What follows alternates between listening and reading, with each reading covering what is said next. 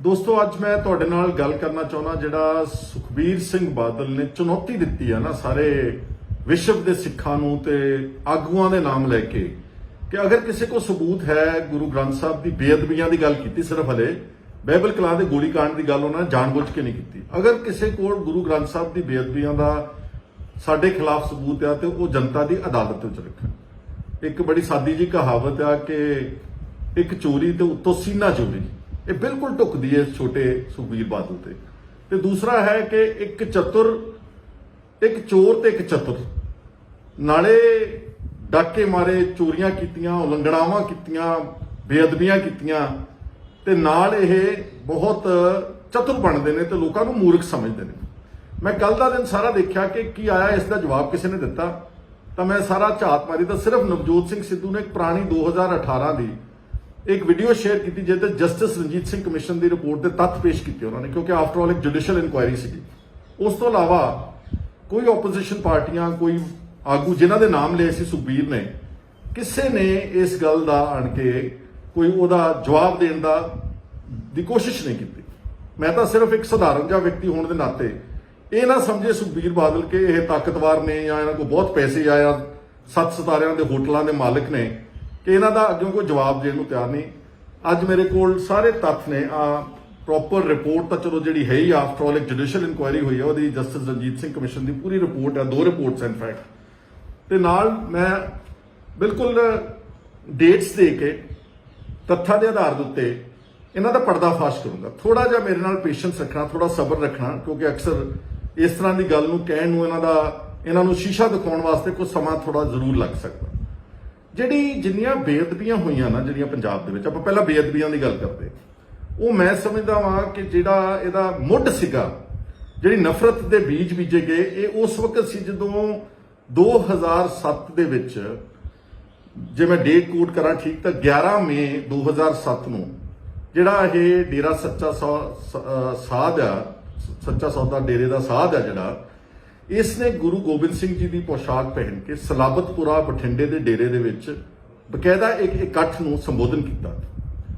ਉਸੇ ਵੇਲੇ ਹੀ ਸਿੱਖਾਂ ਦੀਆਂ ਭਾਵਨਾਵਾਂ ਬਹੁਤ ਬੁਰੀ ਤਰ੍ਹਾਂ ਭੜਕੀਆਂ, ਕਿਉਂਕਿ ਇਹ ਜਿਹੜਾ ਡੇਰੇ ਦਾ ਮੁਖੀਆ, ਇਹਨੂੰ ਇੰਨਾ ਤਾਂ ਸਮਝ ਹੋਣੀ ਚਾਹੀਦੀ, ਇੱਕ ਸਿੱਖ ਪਰਿਵਾਰ 'ਚ ਪੈਦਾ ਹੋਇਆ ਕਿ ਮੈਂ ਆਪਣੀ ਤੁਲਨਾ ਕਿਸੇ ਵੀ ਗੁਰੂ ਦੇ ਨਾਲ, ਔਰ ਖਾਸ ਤੌਰ ਤੇ ਗੁਰੂ ਗੋਬਿੰਦ ਸਿੰਘ ਜੀ ਜਿਨ੍ਹਾਂ ਨੇ ਪੂਰਾ ਪਰਿਵਾਰ ਵਾਰ ਦਿੱਤਾ ਇਨਸਾਨੀਅਤ ਲਈ, ਉਹਨਾਂ ਨਾਲ ਤੁਲਨਾ ਨਹੀਂ ਕਰ ਸਕਦਾ। ਪਰ ਕਿਉਂਕਿ ਇਹ ਹੰਕਾਰਿਆ ਹੋਇਆ ਸੀ, ਆਪਣੇ ਆਪ ਨੂੰ ਰੱਬ ਸਮਝਦਾ ਸੀਗਾ, ਤੇ ਇਸ ਨੇ ਜਿਹੜੀ ਅਵਗਿਆ ਕੀਤੀ, ਇਹ ਅਸਲ ਨਫ਼ਰਤ ਦੀ ਭਾਵਨਾ ਇਹਨੇ ਆਪ ਬੀਜੀ ਉਸ ਦਿਨ, ਔਰ ਉਸ ਤੋਂ ਬਾਅਦ ਸਿੱਖਾਂ ਨੇ ਇਕੱਠੇ ਹੋ ਕੇ ਇਸ ਦਾ ਵਿਰੋਧ ਕੀਤਾ। ਸਲਾਬਤਪੁਰੇ ਵਿਖੇ 2007 ਵਿੱਚ ਹੀ ਇੱਕ ਬਹੁਤ ਵੱਡੀ ਝੜਪ ਹੋਈ ਪ੍ਰੇਮੀਆਂ ਦੀ ਤੇ ਡੇਰੇ ਦੇ ਜਿਹੜੇ ਫਾਲੋਅਰਸ ਆ ਤੇ ਸਿੱਖਾਂ ਦੀ, ਤੇ ਉਹਦੇ 'ਚ ਇੱਕ ਆਦਮੀ ਮਾਰਿਆ ਗਿਆ ਤੇ 50 ਦੇ ਕਰੀਬ ਆਦਮੀ ਜ਼ਖਮੀ ਹੋ ਗਏ। ਇਹ ਇੱਕ ਬੇਸਿਕਲੀ ਸਟਾਰਟਿੰਗ ਪੁਆਇੰਟ ਸੀਗਾ ਜਿੱਥੋਂ ਸਿੱਖਾਂ ਦੀਆਂ ਭਾਵਨਾਵਾਂ ਨੂੰ ਠੇਸ ਪਹੁੰਚ ਕੇ ਤੇ ਪੰਜਾਬ ਦੇ ਹਾਲਾਤ ਜਿਹੜੇ ਬਦਲਣ ਲੱਗ ਪਏ।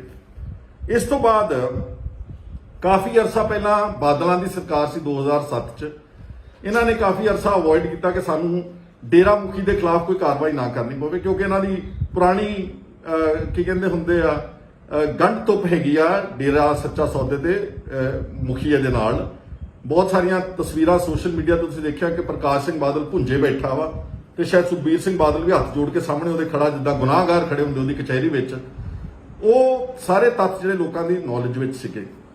ਤਾਂ ਫਿਰ ਇਹ 2007 ਦੀ ਜੂਨ 2007 ਵਿੱਚ ਜਦੋਂ ਲੋਕਾਂ ਦਾ ਬਹੁਤ ਪ੍ਰੈਸ਼ਰ ਵੱਧ ਗਿਆ, ਦੇਖਿਆ ਕਿ ਸਿੱਖ ਬਹੁਤ ਨਾਰਾਜ਼ ਹੋ ਰਹੇ ਨੇ, ਇੱਕ FIR ਦਰਜ ਕੀਤੀ ਗਈ ਜਿਹੜੀਆਂ ਧਾਰਮਿਕ ਜਜ਼ਬਾਤਾਂ ਨੂੰ ਭੜਕਾਉਣ ਲਈ ਲਾਈ ਜਾਂਦੀ ਅਕਸਰ ਧਾਰਾ 295A, 2-3 ਧਾਰਾ ਉਹਦੇ ਨਾਲ ਹੋਰ ਜੋੜ ਕੇ ਇੱਕ FIR ਦਰਜ ਕੀਤੀ ਗਈ ਸਿਰਫ ਇਸ ਰਾਮ ਰਹੀਮ ਤੇ ਡੇਰਾ ਸਾਧ ਦੇ ਖਿਲਾਫ। ਉਹ ਜਿਹੜੀ FIR ਸੀਗੀ ਉਹ ਉਦਾਂ ਹੀ ਪੈਂਡਿੰਗ ਤੁਰੀ ਰਹੀ ਜਿੰਨੀ ਦੇਰ ਅਕਾਲੀ ਦਲ ਦਾ ਰਾਜ ਰਿਹਾ 2007 ਤੋਂ ਲੈ ਕੇ 12 ਤੱਕ। 2012 ਦੀ ਇਲੈਕਸ਼ਨਾਂ ਤੋਂ ਪਹਿਲਾਂ ਜਨਵਰੀ 2012 ਦੀ, ਸ਼ਾਇਦ 12 ਜਨਵਰੀ ਦੀ ਡੇਟ ਹੈਗੀ ਆ, ਪੁਲਿਸ ਨੇ ਇੱਕ ਕੈਂਸਲੇਸ਼ਨ ਰਿਪੋਰਟ ਫਾਈਲ ਕੀਤੀ ਸੈਸ਼ਨ ਕੋਰਟ ਬਠਿੰਡਾ ਦੇ ਵਿੱਚ, ਜਿੱਥੇ ਇਹ FIR ਦੀ ਜਿਹੜਾ ਚਲਾਨ ਪੇਸ਼ ਹੋਇਆ ਸੀਗਾ, ਉਹਦੇ ਚ ਕੈਂਸਲੇਸ਼ਨ ਰਿਪੋਰਟ ਫਾਈਲ ਕਰ। ਹੁਣ ਸੁਖਬੀਰ ਸਿੰਘ ਬਾਦਲ ਬੜੇ ਆਰਾਮ ਨਾਲ ਕਹਿ ਰਿਹਾ ਜੀ ਉਸ ਵਕਤ ਤਾਂ ਇਲੈਕਸ਼ਨ ਕਮਿਸ਼ਨ ਦਾ ਰਾਜ ਚੱਲਦਾ ਸੀ। ਇਲੈਕਸ਼ਨ ਕਮਿਸ਼ਨ ਇਸ ਤਰ੍ਹਾਂ ਦੇ ਫੈਸਲੇ ਲੈ ਸਕਦੀ ਹੈ?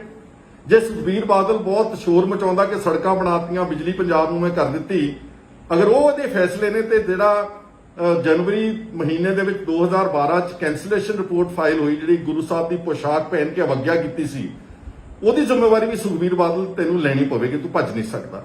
ਔਰ ਇਹ ਕੈਂਸਲੇਸ਼ਨ ਰਿਪੋਰਟ ਇੱਕ ਦਿਨ ਨਹੀਂ ਫਾਈਲ ਹੋਗੀ, ਅਕਸਰ ਇਹ ਫਾਈਲ ਹੋਮ ਡਿਪਾਰਟਮੈਂਟ, ਜਿਹਦਾ ਹੋਮ ਮਿਨਿਸਟਰ ਸੁਖਬੀਰ ਬਾਦਲ ਸੀਗਾ, ਇਹ ਫਾਈਲ ਥੱਲਿਓਂ ਚੱਲ ਕੇ ਉੱਪਰੋਂ ਜਾ ਕੇ ਥੱਲੇ ਤੱਕ ਘੱਟੋ ਘੱਟ 3-4 ਮਹੀਨਿਆਂ ਦਾ ਪ੍ਰੋਸੈਸ ਆ, ਜਦੋਂ ਕਿਸੇ ਦੇ ਖਿਲਾਫ ਕੋਈ ਅਦਾਲਤ ਵਿੱਚ ਕੈਂਸਲੇਸ਼ਨ ਰਿਪੋਰਟ ਫਾਈਲ ਹੋਣੀ ਹੁੰਦੀ ਹੈ।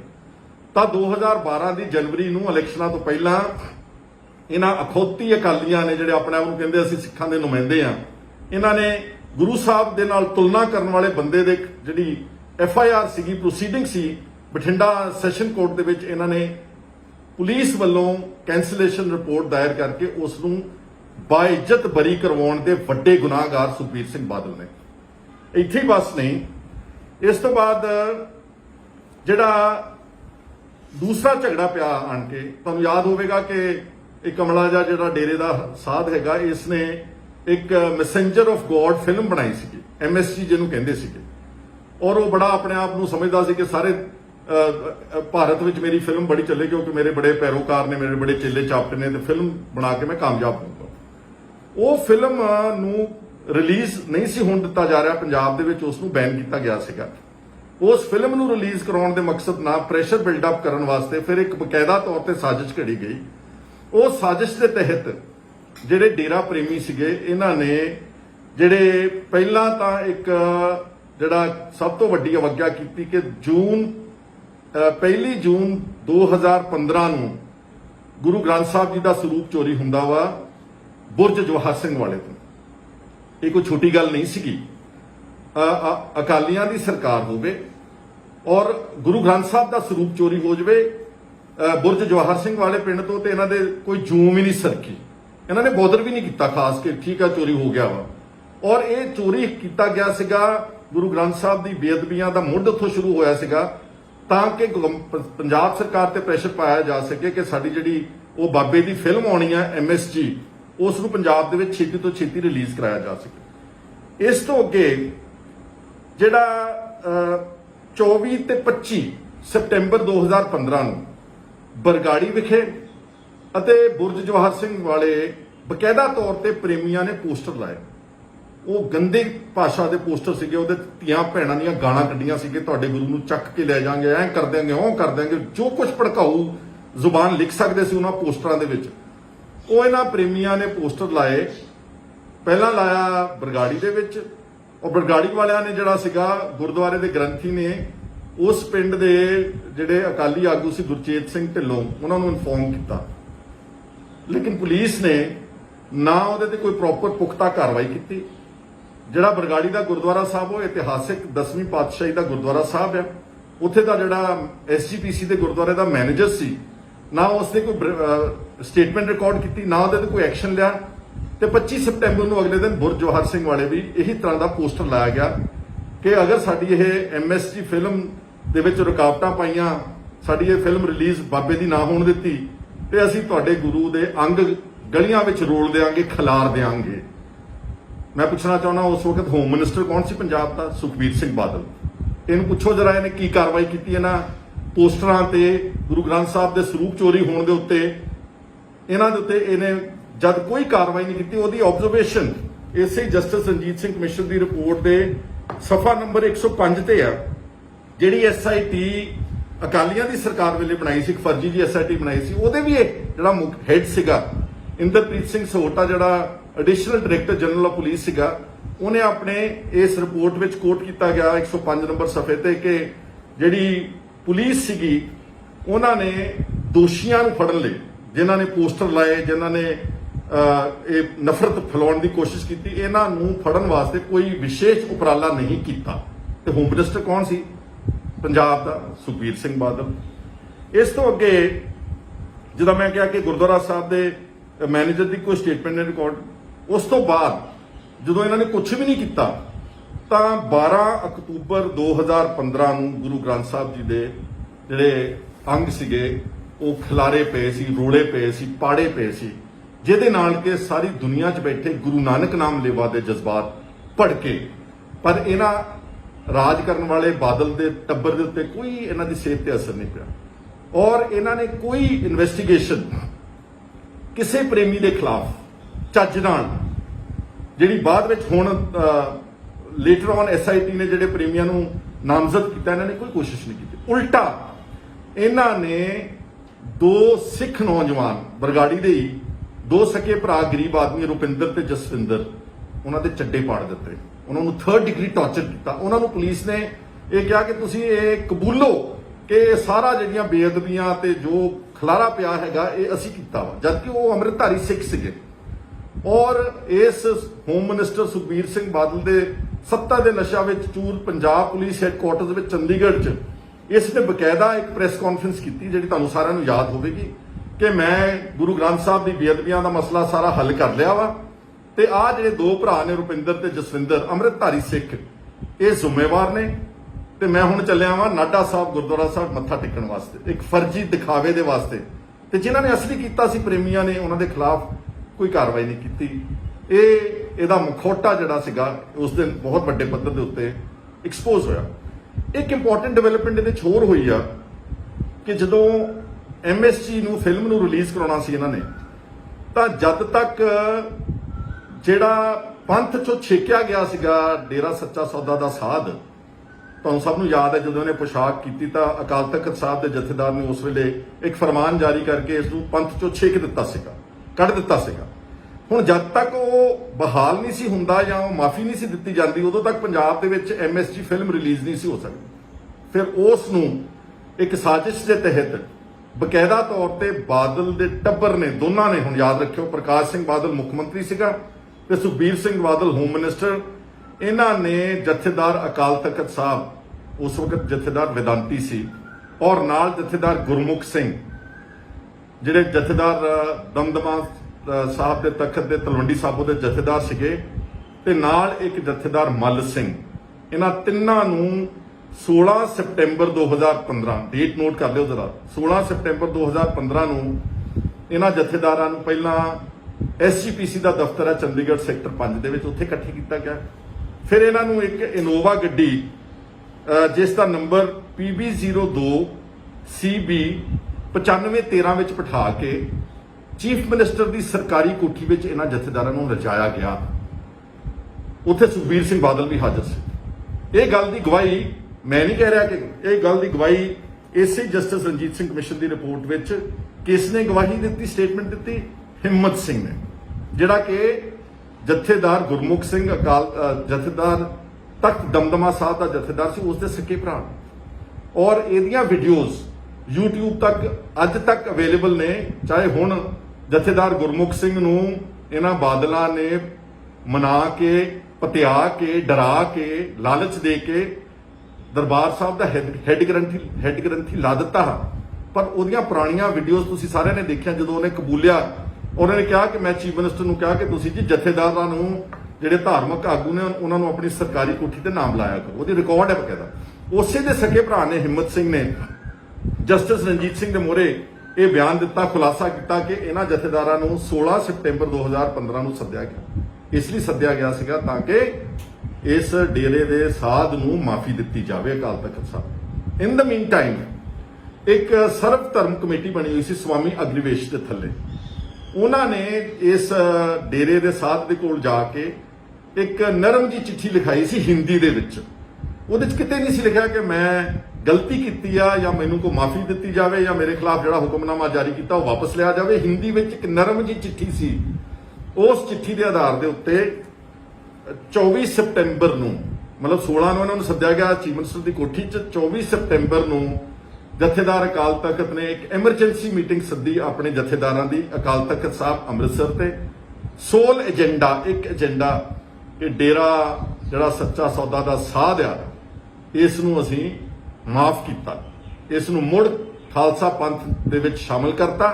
ਜਿਹੜਾ ਹੁਕਮਨਾਮਾ ਸੀਗਾ ਅਸੀਂ ਇਹਨੂੰ ਕੌਮ ਚੋਂ ਕੱਢਿਆ ਸੀਗਾ, ਛੇਕਿਆ ਸੀ, ਉਹ ਅਸੀਂ ਵਾਪਸ ਲੈਨੇ ਆ। ਇੱਕ ਹਿੰਦੀ ਦੀ ਚਿੱਠੀ ਤੇ ਨਾ ਉਹ ਬੰਦਾ ਚੱਲ ਕੇ ਆਇਆ ਅਕਾਲ ਤਖਤ ਤੇ, ਨਾ ਉਸ ਚਿੱਠੀ ਵਿੱਚ ਲਿਖਿਆ ਕਿਤੇ ਬਿਨਾਂ ਮਾਫੀ ਮੰਗਣ ਤੋਂ, ਬਿਨਾਂ ਮਾਫੀ ਕਹਿਣ ਤੋਂ, ਲਿਖਣ ਤੋਂ, ਪੇਸ਼ ਹੋਣ ਤੋਂ ਜਥੇਦਾਰ ਅਕਾਲ ਤਖਤ ਨੇ 24 ਸਤੰਬਰ 2015 ਨੂੰ ਉਹਨਾਂ ਨੂੰ ਮਾਫ ਕਰਤਾ। ਸਵਾਮੀ ਅਗਨੀਵੇਸ਼ ਇਹ ਚਿੱਠੀ ਜਿਹੜੀ ਸੀ ਅਕਾਲ ਤਖਤ ਸਾਹਿਬ ਦੇ ਨੂੰ ਲੈ ਕੇ ਹਿੰਦੀ ਵਿੱਚ ਪੇਸ਼ ਹੋਇਆ ਸੀ। ਇਸ ਤੋਂ ਬਾਅਦ ਬਹੁਤ ਸ਼ੋਰ ਮਚਿਆ, ਸਭ ਨੂੰ ਤੁਹਾਨੂੰ ਪਤਾ ਬਹੁਤ ਹਾਹਾਕਾਰ ਮਚੀ, ਸਰਬੱਤ ਖਾਲਸਾ ਵੀ ਹੋਇਆ, ਲੱਖਾਂ ਆਦਮੀ ਉਸ ਸਰਬੱਤ ਖਾਲਸਾ ਦੇ ਵਿੱਚ ਪਹੁੰਚਿਆ। ਉਤੋਂ ਪਬਲਿਕ ਪ੍ਰੈਸ਼ਰ ਤੋਂ ਡਰਦਿਆਂ ਇਹਨਾਂ ਨੇ ਫਿਰ ਇੱਕ ਜਿਹੜਾ ਉਸ ਤੋਂ ਪਹਿਲਾਂ ਮੈਂ ਆ ਜਾਣਾ 24 ਨੂੰ ਇਹਨੂੰ ਮਾਫ ਕੀਤਾ ਗਿਆ ਜੀ, ਇਸ ਸਾਧ ਨੂੰ, ਤੇ 25 ਸਤੰਬਰ 2015 ਨੂੰ ਮੈਸੇਂਜਰ ਆਫ ਗੋਡ MSG ਜਿਹੜੀ ਫਿਲਮ ਸੀਗੀ ਉਹ ਪੰਜਾਬ ਦੇ ਵਿੱਚ ਵੀ ਰਿਲੀਜ਼ ਕਰ ਦਿੱਤੀ ਗਈ। ਮੈਂ ਸੁਖਬੀਰ ਬਾਦਲ ਨੂੰ ਪੁੱਛਣਾ ਚਾਹੁੰਦਾ, ਯਾਦ ਹੋਵੇਗਾ ਤੈਨੂੰ ਚੰਗੀ ਤਰ੍ਹਾਂ ਨਾਲ, ਤੇਰੀ ਸਰਕਾਰ ਸੀ, ਤੂੰ ਹੋਮ ਮਿਨਿਸਟਰ ਸੀਗਾ, ਤੇਰੀ ਸਰਕਾਰ ਦੇ ਨੱਕ ਦੇ ਥੱਲੇ 16 ਤਰੀਕ ਨੂੰ ਜਥੇਦਾਰਾਂ ਨੂੰ ਸੱਦਣ ਤੋਂ ਬਾਅਦ 24 ਨੂੰ ਅਕਾਲ ਤਖਤ ਸਾਹਿਬ ਦੇ ਉੱਤੇ ਉਹ ਇਸ ਸਾਧ ਨੂੰ ਮਾਫ ਕਰ ਦਿੰਦੇ ਆ, ਤੇ 25 ਨੂੰ ਤੁਸੀਂ ਪੰਜਾਬ ਦੇ ਵਿੱਚ ਇਹਦੀ MSG ਫਿਲਮ ਨੂੰ ਥੀਏਟਰਸ ਵਿੱਚ ਲੱਗਣ ਦੀ ਆਗਿਆ ਦੇ ਦਿੰਦੇ। ਬਹੁਤ ਸ਼ੋਰ ਮਚਿਆ ਔਰ ਆਪਣੀ ਮਾਫੀ ਨੂੰ ਜਸਟੀਫਾਈ ਕਰਨ ਵਾਸਤੇ ਫਿਰ SGPC ਦਾ ਦੁਰਉਪਯੋਗ ਕੀਤਾ ਗਿਆ। 90 ਲੱਖ ਰੁਪਇਆ ਸਿੱਖਾਂ ਦੇ ਸੰਗਤ ਦਾ ਪੈਸਾ, ਵੱਡੇ ਵੱਡੇ ਇਸ਼ਤਿਹਾਰ ਲਾਏ ਗਏ ਅਖਬਾਰਾਂ ਦੇ ਵਿੱਚ, ਉਹਨੂੰ ਜਸਟੀਫਾਈ ਕੀਤਾ ਗਿਆ ਕਿ ਜਿਹੜੀ ਅਸੀਂ ਮਾਫੀ ਦਿੱਤੀ ਹੈ ਠੀਕ ਦਿੱਤੀ ਹੈ। ਪਰ ਇਹਦੇ ਬਾਵਜੂਦ ਸਿੱਖਾਂ ਦੇ ਜਿਹੜੇ ਜਜ਼ਬਾਤ ਸੀਗੇ ਉਹ ਲਗਾਤਾਰ ਭੜਕਦੇ ਹੋਏ ਰਹੇ ਔਰ ਬਹੁਤ ਪ੍ਰੈਸ਼ਰ ਰਿਹਾ ਇਹਨਾਂ ਦੀ ਧਾਰਮਿਕ ਲੀਡਰਸ਼ਿਪ ਦੇ ਉੱਤੇ, ਤੇ ਅਲਟੀਮੇਟਲੀ ਅਕਾਲ ਤਖਤ ਦੇ ਜਥੇਦਾਰ ਨੂੰ 16 ਅਕਤੂਬਰ 2015 ਨੂੰ ਇਹ ਮਾਫੀਨਾਮਾ ਜਿਹੜਾ ਦਿੱਤਾ ਸੀ ਸਾਧ ਨੂੰ, ਸੱਚੇ ਸੌਦੇ ਦੇ ਸਾਧ ਨੂੰ, ਇਹ ਉਹਨੂੰ ਵਾਪਸ ਲੈਣਾ ਪਿਆ। ਔਰ ਹੁਣ ਗੱਲ ਸਾਰੀ ਸਾਹਮਣੇ ਆ ਜਾਂਦੀ ਕਿ ਪਹਿਲਾਂ 2012 ਵਿੱਚ ਜਿਹੜਾ ਉਹਦੇ ਖਿਲਾਫ ਕੇਸ ਸੀ ਬਠਿੰਡਾ ਸੈਸ਼ਨ ਕੋਰਟ ਚੋਂ, ਉਹ ਸੁਖਬੀਰ ਸਿੰਘ ਦੇ ਬਾਦਲ ਦੇ ਕਹਿਣ ਤੇ ਵਾਪਸ ਹੁੰਦਾ, ਤੇ ਫਿਰ ਉਹਦੀ ਫਿਲਮ ਰਿਲੀਜ਼ ਕਰਾਉਣ ਦੇ ਮਕਸਦ ਨਾਲ ਜਿਹੜਾ ਉਹਨੂੰ ਮਾਫੀਨਾਮਾ ਦਿੱਤਾ ਗਿਆ ਸੀਗਾ, ਤੇ ਫਿਰ ਕਿਸ ਤਰ੍ਹਾਂ SGPC ਦਾ ਦੁਰਉਪਯੋਗ ਕਰਕੇ ਪੈਸੇ ਲਵਾਏ, ਤੇ ਫਿਰ ਦੇਖਿਆ ਕਿ ਦੇ ਸਿੱਖਾਂ ਦੀ ਭਾਵਨਾਵਾਂ ਬਹੁਤ ਭੜਕ ਗਈਆਂ, ਨਹੀਂ ਮੰਨਦੇ, ਤੇ ਫਿਰ ਅਕਾਲ ਤਖਤ ਦੇ ਜਥੇਦਾਰ ਨੂੰ ਕਹਿਤਾ ਕਿ ਹੁਣ ਮਾਫੀ ਜਿਹੜੀ ਆ ਉਹ ਵਾਪਸ ਲੈ ਲਓ। ਇਹ ਜੋ ਕੁਝ ਅਕਾਲ ਤਖਤ ਸਾਹਿਬ ਦੇ ਜਥੇਦਾਰ ਨੇ ਕੀਤਾ, ਇਹ ਰਹਿਤ ਮਰਿਆਦਾ ਦੇ 100% ਉਲਟ ਕੀਤਾ। ਮੈਂ ਨਹੀਂ ਕੋਈ ਦੱਸਣ ਵਾਲਾ, ਲੇਕਿਨ ਜਿਹੜੇ ਸਿੱਖ ਵਿਦਵਾਨ, ਬੁੱਧੀਜੀਵੀ, ਚੰਗੇ ਲੋਕ ਸੀਗੇ, ਉਹ ਤੁਹਾਨੂੰ ਸਮੇਂ-ਸਮੇਂ ਦੱਸਦੇ ਰਹੇ ਕਿ ਕਿਤੇ ਵੀ ਜਿਹੜਾ ਸਿੱਖ ਰਹਿਤ ਮਰਿਆਦਾ ਦੇ ਵਿੱਚ ਇਸ ਤਰ੍ਹਾਂ ਨਹੀਂਗਾ ਕਿ ਕੋਈ ਆਦਮੀ ਪੇਸ਼ ਵੀ ਨਹੀਂ ਹੁੰਦਾ ਤੇ ਚਿੱਠੀ ਵੀ ਹਿੰਦੀ 'ਚ ਲਿਖਦਾ ਵਾ, ਤੇ ਜਿਹੜਾ ਹੁਕਮਨਾਮਾ ਹੈਗਾ ਉਹ ਅਸੀਂ ਵਾਪਸ ਲੈ ਲੈਂਦੇ ਆ, ਜਦ ਕਿ ਇੱਕ ਰਹਿਤ ਮਰਿਆਦਾ ਇਹ ਰਹੀ ਹੈ ਕਿ ਜਿਹੜਾ ਹੁਕਮਨਾਮਾ ਇੱਕ ਵਾਰੀ ਅਕਾਲ ਤਖਤ ਸਾਹਿਬ ਤੋਂ ਜਾਰੀ ਹੋ ਗਿਆ ਉਸ ਨੂੰ ਕਿਸੇ ਤਰੀਕੇ ਨਾਲ ਵਿਡਰਾਅ ਨਹੀਂ ਕੀਤਾ ਜਾਂਦਾ। ਹੁਣ ਮੇਰੇ ਚੰਦ ਸਵਾਲ ਨੇ ਸੁਖਬੀਰ ਬਾਦਲ ਨੂੰ, ਇਸ ਹੰਕਾਰੇ ਹੋਏ ਬੰਦੇ ਨੂੰ, ਜਿਹਨੇ 2 ਸਾਲ ਇਹਦੀ ਸਰਕਾਰ ਰਹੀ, ਇਹਨੇ ਕੁਝ ਨਹੀਂ ਕੀਤਾ, ਉਹਨੂੰ ਮੈਂ ਪੁੱਛਣਾ ਚਾਹੁੰਦਾ ਕਿ ਤੁਸੀਂ ਗੱਲਾਂ ਦਾ ਜਵਾਬ ਦੇ ਦਿਓ ਲੋਕਾਂ ਦੀ ਕਚਹਿਰੀ ਵਿੱਚ, ਔਰ ਅਗਰ ਹੋ ਸਕੇ ਇਹ ਸਾਰੀਆਂ ਗੱਲਾਂ ਦਾ ਜਵਾਬ ਅਕਾਲ ਤਖਤ ਸਾਹਿਬ ਤੇ ਜਾ ਕੇ ਸਹੁੰ ਚੱਕ ਕੇ ਜੇ ਜਵਾਬ ਦਵੋਗੇ ਤਾਂ ਫਿਰ ਮੈਂ ਸਮਝੂੰਗਾ ਕਿ ਤੂੰ ਮਾੜੀ ਮੋਟੀ ਤੇਰੇ ਅੰਦਰ ਕੋਈ ਜਾਨ ਹੈਗੀ ਆ। ਪਹਿਲਾਂ ਤਾਂ ਤੁਸੀਂ ਇਹ ਦੱਸੋ ਕਿ 2012 ਦੇ ਵਿੱਚ ਇਲੈਕਸ਼ਨਾਂ ਤੋਂ ਪਹਿਲਾਂ ਤੁਸੀਂ ਇਸ ਪਖੰਡੀ ਸਾਧ ਦੇ ਖਿਲਾਫ ਜਿਹੜਾ 295 ਧਾਰਾ ਦਾ ਸੈਸ਼ਨ ਕੋਰਟ ਬਠਿੰਡਾ ਦੇ ਵਿੱਚ ਕੇਸ ਚੱਲ ਰਿਹਾ ਸੀਗਾ, ਉਹ ਤੂੰ ਬਤੌਰ ਹੋਮ ਮਿਨਿਸਟਰ ਆਪਣੀ ਪੁਲਿਸ ਨੂੰ ਕਹਿ ਕੇ ਕੈਂਸਲੇਸ਼ਨ ਰਿਪੋਰਟ ਫਾਈਲ ਕਰਕੇ ਉਹ ਕੇਸ ਵਾਪਸ ਕਿਉਂ ਲਿਆ? ਤੁਹਾਨੂੰ ਸਭ ਨੂੰ ਯਾਦ ਹੈ ਕਿ 2012 ਚ ਅਕਾਲੀ ਦਲ ਨੇ ਸਰਕਾਰ ਰਿਪੀਟ ਕਰਤੀ ਸੀਗੀ, ਕੀਤੀਆਂ ਤਾਂ ਠੱਗੀਆਂ ਡੋਰੀਆਂ ਸੀ, ਕੀਤੇ ਮਾਰੇ ਤਾਂ ਡਾਕੇ ਸੀਗੇ, ਪਰ ਕਿਸੇ ਤਰੀਕੇ ਨਾਲ ਡੇਰੇ ਦੀ ਵੋਟ ਲੈ ਕੇ ਮਾਲਵੇ ਦੇ ਵਿੱਚ ਇਹ ਕਾਮਯਾਬ ਹੋ ਗਏ ਤੇ ਜਿਹੜੀ ਇਹਨਾਂ ਦੀ ਦੁਬਾਰਾ ਸਰਕਾਰ ਬਣੀ ਸੀ। ਇਸ ਕਰਕੇ ਉਹ ਕੀ ਕਹਿੰਦੇ ਹੁੰਦੇ ਅੰਗਰੇਜ਼ੀ ਚ ਕੁਇਡ ਪ੍ਰੋ ਕੁਆ, ਤੂੰ ਮੈਨੂੰ ਥਾਪੜਾ ਦੇ ਮੈਂ ਤੈਨੂੰ ਥਾਪੜਾ ਦਊਂਗਾ, ਉਸ ਨੀਤੀ ਵਿੱਚ ਉਹਨਾਂ ਦੀਆਂ ਵੋਟਾਂ ਲੈਣ ਵਾਸਤੇ ਇਸ ਝੂਠੇ ਅਕਾਲੀ ਨੇ, ਇਸ ਫਰਜ਼ੀ ਅਕਾਲੀ ਨੇ ਉਹ ਜਿਹੜਾ ਕੇਸ ਸੀਗਾ ਉਹ ਬਠਿੰਡੇ ਦੀ ਅਦਾਲਤ ਵਿੱਚੋਂ ਕਿਉਂ ਵਾਪਸ ਲਿਆ, ਇਹ ਸਹੁੰ ਚੱਕ ਕੇ ਅਕਾਲ ਤਖਤ ਸਾਹਿਬ ਤੇ ਖੜਾ ਹੋ ਕੇ ਦੱਸੇ ਲੋਕਾਂ ਨੂੰ। ਇਸੇ ਤਰ੍ਹਾਂ ਹੀ ਇਹ ਦੱਸੇ ਕਿ ਕੀ ਅਕਾਲ ਤਖਤ ਦੇ ਜਥੇਦਾਰ ਨੂੰ ਉਸ ਵਕਤ ਵੇਦਾਂਤੀ ਨੂੰ ਔਰ ਜਥੇਦਾਰ ਦਮਦਮਾ ਸਾਹਿਬ ਦੇ ਜਥੇਦਾਰ ਗੁਰਮੁਖ ਸਿੰਘ ਨੂੰ ਤੇ ਇੱਕ ਜਥੇਦਾਰ ਮੱਲ ਸਿੰਘ ਨੂੰ ਤੁਸੀਂ 16 ਸਤੰਬਰ ਨੂੰ 2015 ਨੂੰ ਚੀਫ ਮਿਨਿਸਟਰ ਦੀ ਕੋਠੀ ਬੁਲਾਇਆ ਸੀਗਾ ਕਿ ਨਹੀਂ ਬੁਲਾਇਆ ਸੀਗਾ? ਤੇ ਜੇ ਬੁਲਾਇਆ ਸੀਗਾ ਕੀ ਉੱਥੇ ਮਾਫੀਨਾਮੇ ਦੀ ਡਾਇਰੈਕਸ਼ਨ ਦਿੱਤੀ ਗਈ ਸੀ ਕਿ ਨਹੀਂ ਦਿੱਤੀ ਗਈ ਸੀ? ਇਹ ਦੂਸਰਾ ਮੇਰਾ ਚੁਣੌਤੀ ਇਹਨਾਂ ਨੂੰ ਹੈ। ਤੀਸਰਾ, ਇਹਨਾਂ ਨੂੰ ਸਮਨ ਜਥੇਦਾਰਾਂ ਨੂੰ ਸਰਕਾਰੀ ਕੋਠੀ ਵਿੱਚ ਚੀਫ ਮਿਨਿਸਟਰ ਦੀ ਤਾਂ ਬੁਲਾਇਆ ਗਿਆ ਸੀਗਾ ਤਾਂ ਕਿ ਉਹਦੀ ਫਿਲਮ ਜਿਹੜੀ ਆ MSG ਉਹ ਪੰਜਾਬ ਦੇ ਥੀਏਟਰਸ ਵਿੱਚ ਦੁਬਾਰਾ ਉਸ ਨੂੰ ਲਾਇਆ ਜਾ ਸਕੇ, ਉਸ ਨੂੰ ਆਗਿਆ ਦਿੱਤੀ ਜਾ ਸਕੇ। ਇਹ ਗੱਲ ਸੁਖਬੀਰ ਸਿੰਘ ਬਾਦਲ ਤੇ ਪ੍ਰਕਾਸ਼ ਸਿੰਘ ਬਾਦਲ ਦੀ ਅੰਦਰ ਆਪਣੀ ਆਤਮਾ ਅੱਛੀ ਤਰ੍ਹਾਂ ਜਾਣਦੀ, ਜੋ ਕੁਛ ਇਹਨਾਂ ਨੇ ਜਿਹੜੀਆਂ ਕਰਤੂਤਾਂ ਕੀਤੀਆਂ। ਇਸੇ ਤਰ੍ਹਾਂ ਹੀ ਇਹ ਜਦੋਂ ਹੋਮ ਮਿਨਿਸਟਰ ਸੀ, ਅਕਸਰ ਪੌਣੇ 2 ਸਾਲ ਇਹਨਾਂ ਦੀ ਸਰਕਾਰ ਰਹੀ ਆ, ਇਹਨਾਂ ਨੇ ਬੁਰਜ ਬੁਰਜ ਜਵਾਹਰ ਸਿੰਘ ਵਾਲੇ ਤੋਂ ਜਿਹੜਾ ਗੁਰੂ ਗ੍ਰੰਥ ਸਾਹਿਬ ਦਾ ਸਰੂਪ ਚੋਰੀ ਹੋਇਆ 1 ਜੂਨ 2015 ਨੂੰ, ਸਬਸੀਕੁਐਂਟਲੀ ਪੋਸਟਰ ਲੱਗੇ, ਬੇਅਦਬੀਆਂ ਹੋਈਆਂ, ਲਗਾਤਾਰ ਇੱਕ ਲੜੀਵਾਰ ਸਭ ਕੁਝ ਹੋਇਆ। ਮੈਂ ਪੁੱਛਣਾ ਚਾਹੁੰਦਾ ਕਿ ਬਤੌਰ ਹੋਮ ਮਿਨਿਸਟਰ ਤੂੰ ਇਸ ਨੂੰ ਰੋਕਣ ਵਾਸਤੇ ਕੀ ਕੋਸ਼ਿਸ਼ ਕੀਤੀ? ਤੀਸਰਾ, ਕਿ ਕਿਸੇ ਵੀ ਪ੍ਰੇਮੀ ਦੇ ਖਿਲਾਫ ਪੰਜਾਬ ਪੁਲਿਸ ਨੇ ਕਿਸੇ ਤਰ੍ਹਾਂ ਦੀ ਇਨਵੈਸਟੀਗੇਸ਼ਨ ਕਿਉਂ ਨਹੀਂ ਲਾਂਚ ਕੀਤੀ? ਕੇਵਲ ਸਿੱਖਾਂ ਨੂੰ ਹੀ ਟਾਰਗੇਟ ਕਰਕੇ ਰੁਪਿੰਦਰ ਤੇ ਜਸਵਿੰਦਰ ਦੇ ਚੱਡੇ ਕਿਉਂ ਪਾੜੇ ਗਏ? ਕੀ ਸੁਖਬੀਰ ਸਿੰਘ ਬਾਦਲ ਜਵਾਬ ਦੇ ਸਕਦਾ ਵਾ? ਜਿੰਨੀ ਦੇਰ ਤੁਹਾਡੀ ਸਰਕਾਰ ਰਹੀ, ਤੁਸੀਂ ਕੋਈ ਜੈਨੂਅਨ ਐਫਰਟ ਹੁੰਦਾ, ਇੱਕ ਹੁੰਦਾ ਐਵੇਂ SIT ਬਣਾਤੀ ਜੀ, ਇੱਕ ਹੁੰਦਾ ਵਾ ਕੋਈ ਸੀਰੀਅਸ ਐਫਰਟ ਕਰਕੇ ਤੁਸੀਂ ਦੋਸ਼ੀਆਂ ਨੂੰ ਫੜਨ ਦੀ ਤੇ ਜ਼ਿੰਮੇਵਾਰੀ ਫਿਕਸ ਕਰਨ ਦੀ ਕੋਸ਼ਿਸ਼ ਕਿਉਂ ਨਹੀਂ ਕੀਤੀ? ਤੁਸੀਂ ਮੈਨੂੰ ਇਹ ਦੱਸੋ ਕਿ ਜਿਹੜੀ ਕੋਟਕਪੂਰੇ ਅਤੇ ਬਾਈਬਲ ਕਲਾਂ ਵਿੱਚ ਗੋਲੀ ਚੱਲੀ, ਉਸ ਗੋਲੀ ਵਿੱਚ ਤੁਸੀਂ ਪੁਲਿਸ ਵਾਲਿਆਂ ਦੇ ਨਾਮ ਕਿਉਂ ਨਹੀਂ ਨਾਮਜ਼ਦ ਕੀਤੇ? FIRs ਤੁਹਾਡੀ ਸਰਕਾਰ ਪੌਣੇ 2 ਸਾਲ ਰਹੀ ਆ, ਬਾਈਬਲ ਕਲਾਂ 'ਚ 2 ਸਿੱਖ ਨੌਜਵਾਨ ਮਾਰੇ ਗਏ ਸੀਗੇ, ਉਹਨਾਂ 2 ਆਦਮੀਆਂ ਦਾ ਕਤਲ ਹੋਇਆ, ਤੁਸੀਂ ਅਣਪਛਾਤੇ ਬੰਦਿਆਂ ਦੇ ਖਿਲਾਫ FIR ਦਰਜ ਕੀਤੀ ਰੱਖੀ ਹੈ। ਜਿਹੜਾ ਜਸਟਿਸ ਰਣਜੀਤ ਸਿੰਘ ਕਮਿਸ਼ਨ ਦੀ ਰਿਪੋਰਟ ਵਿੱਚ ਨਾਮ ਬਿਆਨ ਤੇ ਨਾਮ ਦਰਜ ਆ, ਜਿਹਦੇ ਚੂਲੇ ਵਿੱਚ ਗੋਲੀ ਵੱਜੀ ਜਦੋਂ ਕੋਟਕਪੂਰੇ ਸਵੇਰੇ 6 ਵਜੇ ਗੋਲੀ ਚਲਾਈ ਗਈ ਪੁਲਿਸ ਵੱਲੋਂ, ਉਹਦੇ ਅਜੀਤ ਸਿੰਘ ਦੇ ਕਹਿਣ ਦੇ ਉੱਤੇ 307 ਦਾ ਪਰਚਾ ਕਿਉਂ ਨਹੀਂ ਦਰਜ ਕੀਤਾ? ਸੁਖਬੀਰ ਸਿੰਘ ਬਾਦਲ ਤੁਸੀਂ ਹੋਮ ਮਿਨਿਸਟਰ ਸੀਗੇ।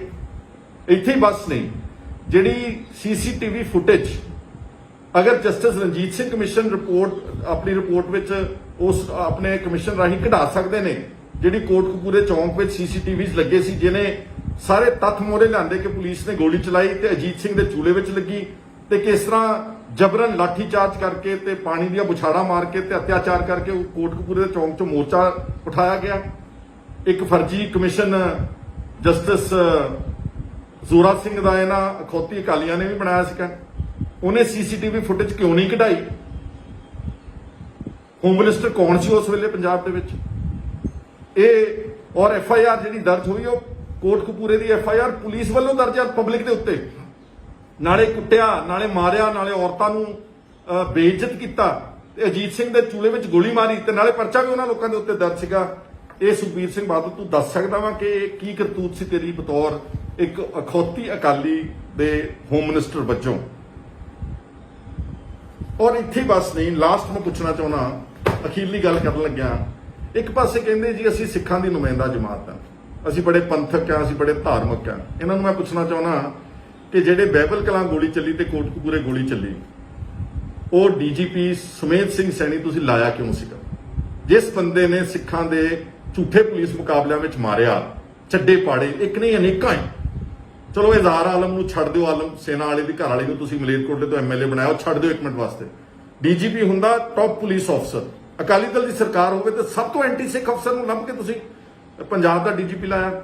ਔਰ ਉਸਨੇ ਆਪਣੇ ਹਲਫੀਆ ਬਿਆਨ ਜਿਹੜਾ ਜਸਟਿਸ ਰਣਜੀਤ ਸਿੰਘ ਕਮਿਸ਼ਨ ਦੇ ਰਿਪੋਰਟ ਦੇ ਵਿੱਚ, ਆ ਜਿਹੜੀ ਸਪਲੀਮੈਂਟਰੀ ਫਾਈਨਲ ਰਿਪੋਰਟ ਹੈ, ਇਹਦੇ ਵਿੱਚ ਉਹਦਾ ਐਫੀਡੇਵਿਟ ਆ ਸੁਮੇਧ ਸਿੰਘ ਸੈਣੀ ਦਾ ਕਿ 14 ਅਕਤੂਬਰ ਦੀ ਤੜਕੇ ਸਵੇਰੇ 2 ਵਜੇ ਪੰਜਾਬ ਦੇ ਮੁੱਖ ਮੰਤਰੀ ਨੇ ਮੈਨੂੰ ਫੋਨ ਕੀਤਾ। ਕਦ ਲਈ ਕੀਤਾ ਸੀ ਜੀ ਉਹ ਦਿਨ ਫੋਨ? ਤੇ 14 ਅਕਤੂਬਰ ਨੂੰ 6 ਵਜੇ ਕੋਟਕਪੂਰੇ ਗੋਲੀ ਚੱਲ ਗਈ ਤੇ ਮੁੜ ਕੇ 10-11 ਵਜੇ, 10 ਵਜੇ, 9 ਵਜੇ ਬਾਈਬਲ ਕਲਾਂ ਵਿੱਚ 2 ਸਿੱਖ ਨੌਜਵਾਨ ਮਾਰੇ ਗਏ। ਕੀ ਇਹ ਕਾਫੀ ਨਹੀਂ ਸੀ? ਇਹ ਜੋ ਕੁਝ ਘਟਨਾਕ੍ਰਮ ਵਾਪਰਿਆ, ਜੋ ਭਾਣਾ ਵਾਪਰਿਆ, ਗੁਰੂ ਗ੍ਰੰਥ ਸਾਹਿਬ ਦੀ ਬੇਅਦਬੀਆਂ, ਤੁਹਾਡੇ ਸਿਹਤ ਤੇ ਕੋਈ ਅਸਰ ਨਹੀਂ ਹੋਇਆ? ਔਰ ਤੁਸੀਂ ਕਿੱਡੇ ਢੀਠ ਬੰਦੇ ਹੋ ਕਿ ਹਲੇ ਵੀ ਆਪਣੀ ਗੱਲ ਸਵੀਕਾਰ ਕਰਨ ਨੂੰ ਤਿਆਰ ਨਹੀਂ ਗਏ। ਉੱਥੇ ਜਾ ਕੇ ਇਲੈਕਸ਼ਨਾਂ ਤੋਂ ਬਾਅਦ ਫਰਜ਼ੀ ਜੋੜੇ ਵੀ ਝਾੜੇ ਨੇ ਝੂਠੇ। ਜੇ ਤੁਸੀਂ ਸੱਚੇ ਮਨੋਂ ਮਾਫੀ ਮੰਗੀ ਹੁੰਦੀ ਨਾ ਤਾਂ ਸ਼ਾਇਦ ਤੁਹਾਨੂੰ ਸਿੱਖ ਕੌਮ ਮਾਫ ਕਰ ਰਹੀ। ਸਿੱਖਾਂ ਦਾ ਗੁਰੂ ਨਾਨਕ ਨਾਮ ਲੇਵਾ ਦਾ ਮਾਫੀ ਦਾ ਖਾਨਾ ਬਹੁਤ ਵੱਡਾ ਵਾ, ਪਰ ਤੁਸੀਂ ਲੋਕਾਂ ਨੂੰ ਝੇਡਾਂ ਕਰਦੇ ਹੋ, ਤੁਸੀਂ ਟਿਚਰਾਂ ਕਰਦੇ ਹੋ, ਤੁਸੀਂ ਹੋਰ ਚੜਾਉਂਦੇ ਹੋ। ਲੋਕਾਂ ਨੇ ਤਾਂ ਫਤਵਾ ਦੇ ਦਿੱਤਾ ਤੁਹਾਨੂੰ 2017 ਦੀ ਅਸੈਂਬਲੀ ਚੋਣ ਵਿੱਚ, ਜਿਹੜਾ ਅਕਾਲੀ ਦਲ ਕਦੀ ਇੰਨੀ ਬੁਰੀ ਤਰ੍ਹਾਂ ਹਾਰਿਆ ਨਹੀਂ ਸੀਗਾ, ਤੁਹਾਨੂੰ ਸਿਰਫ 14-15 MLA ਦੇ ਲੋਕਾਂ ਨੇ ਲੈ ਆਂਦਾ। ਹੋਰ ਤੋਂ ਜ਼ਿਆਦਾ ਕੀ ਕਰ ਸਕਦੇ ਸੀਗੇ? ਇਸ ਕਰਕੇ ਜੇ ਤੁਸੀਂ ਸਮਝਦੇ ਕਿ ਇਸ ਹਾਈ ਕੋਰਟ ਦੇ ਆਰਡਰ ਦੇ ਨਾਲ ਤੁਹਾਨੂੰ ਛੁਟਕਾਰਾ ਹੋ ਗਿਆ, ਤੁਹਾਡੀ ਗਲਤਫਹਿਮੀ ਹੈ। ਦੇਖੋ, 2 ਤਰ੍ਹਾਂ ਦੀ ਕਚਹਿਰੀਆਂ ਨੇ। ਇੱਕ ਇਹ ਹੈਗੀਆਂ ਨੇ ਆ ਜਿਹੜੀਆਂ ਅਦਾਲਤਾਂ ਸਰਕਾਰਾਂ ਦੀਆਂ ਬਣਾਈਆਂ ਹੋਈਆਂ, ਇੱਥੋਂ ਤਾਂ ਤੁਸੀਂ ਬਚ ਸਕਦੇ ਹੋ। ਇੱਥੋਂ ਤਾਂ ਸੁਮੇਧ ਸਿੰਘ ਸੈਣੀ ਵਰਗੇ ਤੇ ਹੋਰ ਸਿੱਖਾਂ ਦੇ ਕਾਤਲ ਅੱਜ ਤੱਕ ਬਚੀ ਜਾਂਦੇ ਨੇ। ਇਹਨਾਂ ਅਦਾਲਤਾਂ 'ਚੋਂ ਤਾਂ ਜਿਹੜੇ ਇਸ ਦੇਸ਼ ਦੇ ਲੁਟੇਰੇ ਨੇ, ਚਾਹੇ ਉਹ ਵਿਜੇ ਮਾਲਿਆ ਹੈ ਤੇ ਚਾਹੇ ਉਹ ਨੀਰਵ ਮੋਦੀ ਆ, ਤੇ ਚਾਹੇ ਉਹ ਇਸ ਦੇਸ਼ ਦੀਆਂ ਅਦਾਲਤਾਂ 'ਚੋਂ ਇੰਟਰਨੈਸ਼ਨਲ ਚੀਟ ਚਾਰਲਸ ਸੋਬਰਾਜ ਵਰਗੇ ਵੀ ਬਚ ਗਏ ਸੀਗੇ, ਚਾਹੇ ਅੱਜ ਉਹ ਨੇਪਾਲ ਦੀ ਜੇਲ੍ਹ ਵਿੱਚ ਬੰਦ ਆ। ਪਰ ਦੂਸਰੀ ਅਦਾਲਤ ਹੈਗੀ ਉਸ ਵਾਹਿਗੁਰੂ ਦੀ, ਉਸ ਪਰਮਾਤਮਾ ਦੀ ਤੇ ਲੋਕਾਂ ਦੀ ਅਦਾਲਤ। ਲੋਕਾਂ ਦੀ ਅਦਾਲਤ ਨੇ ਤੁਹਾਨੂੰ ਛੇਕ ਦਿੱਤਾ 2017 ਵਿੱਚ 14-15 ਸੀਟਾਂ ਤੇ ਲੈਣ ਦਾ, ਤੇ ਇੱਕ ਹਲੇ ਵਾਹਿਗੁਰੂ ਦੀ ਅਦਾਲਤ ਦਾ ਫੈਸਲਾ ਤੁਹਾਡੇ ਖਿਲਾਫ ਆਵੇਗਾ, ਅਵਸ਼ ਆਵੇਗਾ। ਦੇਰ ਤਾਂ ਹੋ ਸਕਦੀ ਹੈ, ਅੰਧੇਰ ਨਹੀਂ ਹੈ ਉਸ ਅਦਾਲਤ ਵਿੱਚ। ਇਸ ਲਈ ਮੈਂ ਸਮਝਦਾ ਕਿ ਹਲੇ ਵੀ ਸਮਾਂ ਕਿ ਇਹ ਜਿਹੜਾ ਬਾਦਲ ਦਾ ਟੱਬਰ, ਜਿਨ੍ਹਾਂ ਨੇ ਪੰਥ ਤਬਾਹ ਕਰਤਾ, ਜਿਨ੍ਹਾਂ ਨੇ ਅਕਾਲੀ ਦਲ ਤਬਾਹ ਕਰਤਾ, ਜਿਨ੍ਹਾਂ ਨੇ ਐਸਜੀਪੀਸੀ ਤਬਾਹ ਕਰਤੀ, ਜਿਨ੍ਹਾਂ ਨੇ ਅਕਾਲ ਤਖਤ ਸਾਹਿਬ ਦੇ ਜਥੇਦਾਰਾਂ ਨੂੰ ਐਂ ਬਦਲਿਆ ਜਿੱਦਾਂ ਕੱਪੜੇ ਬਦਲਦੇ ਹੁੰਦੇ ਨੇ, ਆਪਣੇ ਹੱਥ ਧੋ ਕੇ ਬਣਾ ਕੇ ਰੱਖਿਆ। ਅੱਜ ਵੀ ਤੁਸੀਂ ਜਾ ਕੇ ਉੱਥੇ ਸੱਚੇ ਮਨੋਂ ਪੇਸ਼ ਹੋ ਕੇ ਜੇ ਮਾਫੀ ਮੰਗ ਲਓਗੇ ਤਾਂ ਸ਼ਾਇਦ ਤੁਹਾਨੂੰ ਲੋਕੀ ਮਾਫ ਕਰ ਦੇਣ। ਲੇਕਿਨ ਜੇ ਤੁਸੀਂ ਆ ਗਿੱਦੜ ਭੁੱਕੀਆਂ ਮਾਰ ਕੇ ਫਰਜ਼ੀ ਚੁਣੌਤੀਆਂ ਲੋਕਾਂ ਤੋਂ ਮੰਗਦੇ ਹੋ ਤਾਂ ਫਿਰ ਆਹ ਤੱਥ ਜਿਹੜੇ ਸਾਰੇ ਮੈਂ ਤੁਹਾਡੇ ਸਾਹਮਣੇ ਅੱਜ ਰੱਖ ਦਿੱਤੇ ਆ। ਜੇ ਤੁਹਾਡੇ 'ਚ ਜਾਨ ਹੈਗੀ ਆ ਤੇ ਅਕਾਲ ਤਖਤ ਸਾਹਿਬ ਤੋਂ ਪੇਸ਼ ਹੋ ਕੇ ਇਹਨਾਂ ਗੱਲਾਂ ਦਾ ਜਵਾਬ ਦੇ ਦਿਓ। ਨਹੀਂ ਦੇ ਸਕੋਗੇ ਤਾਂ ਲੋਕਾਂ ਨੂੰ ਪਹਿਲਾਂ ਹੀ ਪਤਾ ਵਾ ਕਿ ਤੁਸੀਂ ਇਹਨਾਂ ਸਾਰੀਆਂ ਘਟਨਾਵਾਂ ਦੇ ਜ਼ਿੰਮੇਵਾਰ, ਗੁਰੂ ਗ੍ਰੰਥ ਸਾਹਿਬ ਦੀ ਬੇਅਦਬੀਆਂ ਦੇ, ਗੁਰੂ ਗ੍ਰੰਥ ਸਾਹਿਬ ਦੇ ਚੋਰੀ ਸਰੂਪ ਹੋਣ ਦੇ, ਬਾਈਬਲ ਕਲਾਂ ਦੇ ਕਤਲਾਂ ਦੇ, ਕੋਟਕਪੂਰੇ ਦੇ ਫਾਇਰਿੰਗ ਦੇ, ਤੇ ਜੋ ਕੁਝ ਤੁਸੀਂ ਬਾਕੀ ਲੁੱਟ ਖਸੁੱਟ ਕੀਤੀ, ਉਹ ਸਭ ਲੋਕ ਤੁਹਾਡੇ ਬਾਰੇ ਅੱਛੀ ਤਰ੍ਹਾਂ ਜਾਣਦੇ। ਔਰ ਜੇ ਤੁਸੀਂ ਠੀਕ ਸਮਝਦੇ ਮੇਰੀਆਂ ਗੱਲਾਂ ਤੇ ਇਸ ਨੂੰ ਸ਼ੇਅਰ ਜ਼ਰੂਰ ਕਰਨਾ। ਤੇ ਜਿਹੜੇ ਪਹਾੜੇ ਦੇ ਟੱਟੂ ਨੇ ਅਕਾਲੀਆਂ ਦੇ, ਇਹਨਾਂ ਬਾਦਲ ਦਲੀਆਂ ਦੇ, ਉਹਨਾਂ ਨੂੰ ਮੇਰੀ ਵਾਰਨਿੰਗ ਆ ਕਿ ਇਹਨੂੰ ਇਸ ਪੇਜ ਤੋਂ ਅਵੋਇਡ ਕਰਿਓ। ਅਗਰ ਗਾਲੀ ਕਲੋਜ਼ ਕਰੋਗੇ ਤੇ ਸਾਈਬਰ ਕੈਫੇ ਹੈਗਾ ਤੇ ਪਰਚੇ ਵੀ ਦਰਜ ਹੁੰਦੇ ਨੇ, ਜਿੱਦਾਂ ਤੁਹਾਡੀ ਕਰਾਉਂਦੇ ਨਹੀਂ ਤੁਹਾਡੀ ਅਖੌਤੀ ਅਕਾਲੀ ਸਰਕਾਰ, ਉਹਦਾ ਪਰਚੇ ਅਸੀਂ ਵੀ ਦਰਜ ਕਰਾ ਸਕਦੇ। ਮਾਈਂਡ ਯੋਰ ਲੈਂਗੁਏਜ, ਅਵੋਇਡ ਉਹਨਾਂ ਲੋਕਾਂ ਨੂੰ ਸੁਣਿਆ ਜਿਹੜੇ ਇੱਥੇ ਪਹਾੜੇ ਦੇ ਟੱਟੂ ਭੇਜੇ ਹੁੰਦੇ ਇਹਨਾਂ ਨੇ, ਫੇਕ ਆਈਡੀਜ਼ ਵਾਲੇ, ਉਹਨਾਂ ਵਾਸਤੇ ਆ। ਤੁਹਾਡਾ ਸਾਰਿਆਂ ਦਾ ਸ਼ੁਕਰੀਆ। ਉਮੀਦ ਕਰਦਾ ਕਿ ਤੁਸੀਂ ਮੇਰੀ ਗੱਲ ਨਾਲ ਸਹਿਮਤ ਹੋਵੋਗੇ, ਜਿਹੜੀ ਕਿ ਬਿਲਕੁਲ ਡੇਟ ਵਾਈਜ਼ ਔਰ ਇਸ਼ੂ ਬੇਸਡ ਔਰ ਫੈਕਟਸ ਦੇ ਉੱਤੇ ਆਧਾਰਿਤ ਅੱਜ ਮੈਂ ਤੁਹਾਡੇ ਨਾਲ ਗੱਲ ਕੀਤੀ। ਤੁਹਾਡਾ ਸਾਰਿਆਂ ਦਾ ਬਹੁਤ ਬਹੁਤ ਸ਼ੁਕਰੀਆ। ਧੰਨਵਾਦ।